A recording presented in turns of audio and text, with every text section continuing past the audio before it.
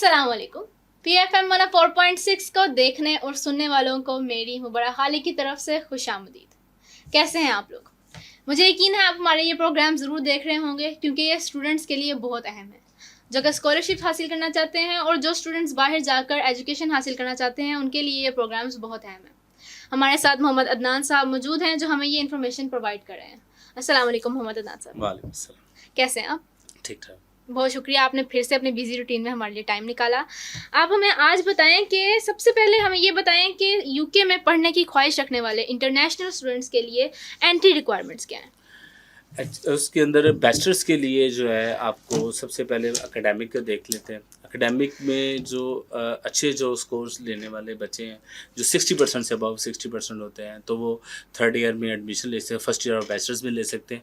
अगर किसी स्टूडेंट्स के अगर उसमें से कम है तो वो क्या करता है, वो फाउंडेशन कंप्लीट करता है और उसके बाद आती है उसके मास्टर्स के लिए एज इट इज़ कोई इतनी ज़्यादा नहीं। अगर आपके 55 to 60 में अगर आपका CGPA आपका 2.5 से ऊपर है तो then you are eligible for applying masters degree programme.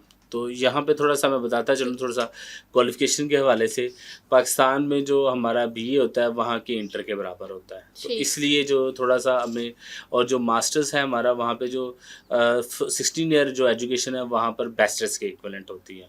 तो इसलिए जो 16 ईयर एजुकेशन के बाद हम मास्टर्स में एडमिशन लेते हैं और जो उसके बाद 12 ईयर के बाद आपके पास ऑप्शन होती है। अगर आपके अच्छे ग्रेड्स हैं तो फिर आप क्या करेंगे, आप फर्स्ट ईयर में होगा बैचलर्स में, और अगर आपके ग्रेड्स जो है वो कम है तो आप फाउंडेशन ईयर करेंगे जिसमें आप अपनी बेसिक जो इंग्लिश और जो सब्जेक्ट्स आपके वीक हैं वो आप कंप्लीट कर सकेंगे। ठीक, ये तो होगी एंट्री रिक्वायरमेंट्स। वहाँ पे रहना कितना एक्सपेंसिव है एक इंटरनेशनल स्टूडेंट के लिए? कॉस्ट ऑफ लिविंग क्या है? अच्छा, इसको थोड़ा सा मैं एंट्री रिक्वायरमेंट के अंदर इसकी दो किस्म की एंट्री रिक्वायरमेंट होती है, एक एकेडमिक और एक होती है इसकी इंग्लिश प्रोफिशिएंसी। इंग्लिश प्रोफिशिएंसी में मास्टर्स के लिए आपको चाहिए 6.5, नो लेस देन 5.5, और बैचलर्स के लिए 6 और नो लेस देन 5, और जो आपका फाउंडेशन है उसमें आपको 5 चाहिए था, नो लेस देन 4.5।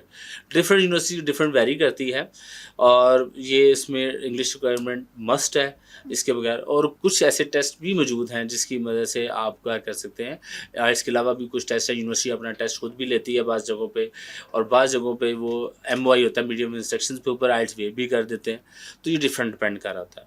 दूसरा, लिविंग वगैरह की जो कॉस्ट है वो तकरीबन आउटसाइड लंदन और इनसाइड जो है ना वो डिफरेंट होती है। 900+ पाउंड पर मंथ जो है आउटसाइड लंदन है, और 1000 पाउंड जो है वो इनसाइड लंदन। यानी कि एक बैंक बैलेंस जो है बच्चे का होना चाहिए। एक्चुअली इस वक्त जो पाउंड का रेट बहुत ज़्यादा इंक्रीज़ हो चुका है, तो अब कम से कम बच्चे को अपनी जो बैंक स्टेटमेंट है वो तकरीबन पाकिस्तानी 70 से 80 लाख रुपये उसको शो करनी होती है।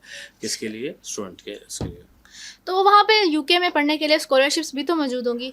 स्कॉलरशिप मौजूद है लेकिन इतनी ज़्यादा मौजूद नहीं है कि हम वहाँ पर करने के लिए, जिस तरह से यूरोप वगैरह में काफ़ी ज़्यादा होती है, US में काफ़ी ज़्यादा है, जर्मनी में काफ़ी है, इस तरह से यूके बेसिकली एक समझ लें कि ऐसा डेस्टिनेशन है जहाँ पर वहाँ पर समझ लो कमर्शियल बेसिस के ऊपर अदारे चल रहे हैं, और वहाँ पर यूके की बहुत इकानमी जो है ना एजुकेशन सेक्टर पर भी काफ़ी रिलाई कर रही होती है। ठीक, यानी कि यूके में स्कॉलरशिप्स जो हैं वो बाकी कंट्रीज से मुकाबले में बहुत कम है।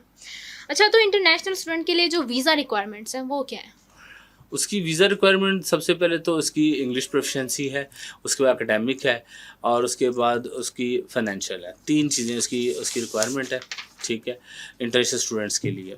और स्टूडेंट को जो वीज़ा अप्लाई करने के लिए क्या चाहिए, उसके लिए बैंक स्टेटमेंट चाहिए, उसको कैश लेटर चाहिए, वो एक्सेप्टेंस लेटर आता है वो वहाँ होम डिपार्टमेंट की तरफ से, ठीक है, कैश चाहिए होता है, उसके साथ उसकी FRC चाहिए होती है, उसके बाद बैंक स्टेटमेंट चाहिए होती है, और वो बायोमेट्रिक जाके अपना वीज़ा सबमिट कर देता है। और आजकल जो मैं थोड़ा सा आपको बताता चलूँ कि इसने आफ्टर ब्रेक्जिट यूके ने बहुत सारा फ्लेक्सिबल किया हुआ है।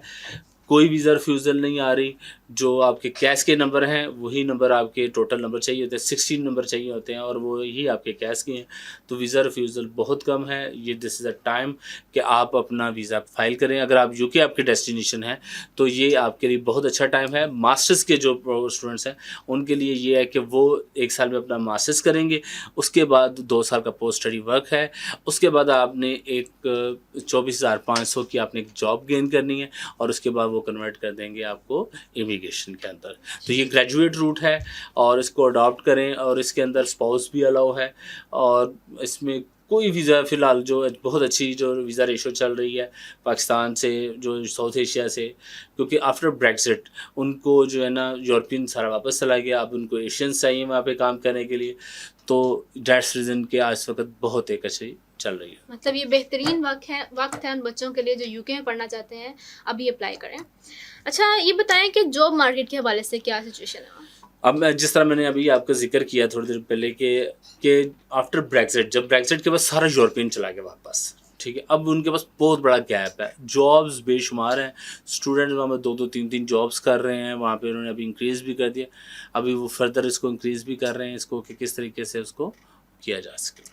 यानी कि चाहे जितना मर्जी कॉस्ट ऑफ लिविंग हो वो अफोर्ड कर सकते हैं, और बहुत सारे स्टूडेंट जो है वो अपनी फ़ी भी, रिमेनिंग फ़ी भी उधर से निकाल रहे हैं आफ्टर पार्ट टाइम जॉब। ठीक है। एक अहम सवाल ये है कि जो इंटरनेशनल स्टूडेंट्स हैं जो यूके में रह रहे हैं, उनके लिए हाउसिंग और अकोमोडेशंस वो कहाँ से ढूंढ सकते हैं? एक्चुअली इसके अंदर काफ़ी ज़्यादा हैं ऑप्शन आपके होते हैं, ऑनलाइन काफ़ी पोर्टल मौजूद हैं जो आपको अकोमोडेशंस और जो है ना ये सर्च करने में आपको हेल्प आउट होते हैं, और सबसे ज़्यादा आपको हेल्प आउट वो लोग होते हैं जो स्टूडेंट ऑलरेडी वहाँ पे पढ़ रहे होते हैं, उनके पास किसी के पास स्पेस अवेलेबल होती है, वहाँ पे कुछ फीमेल स्टूडेंट होती हैं, वो भी उन्होंने फ्लैट्स लिए होते हैं और उधर वो मैनेज कर लेते हैं। ठीक है, आपका बहुत बहुत शुक्रिया। मुझे उम्मीद है कि जो बच्चे यूके में जाके पढ़ना चाहते हैं उनके लिए ये प्रोग्राम बहुत मुफीद रहा होगा। आप सुन रहे हैं PFM 104.6, मैं थी आपके साथ Mubara Khaliq. Thank you so much.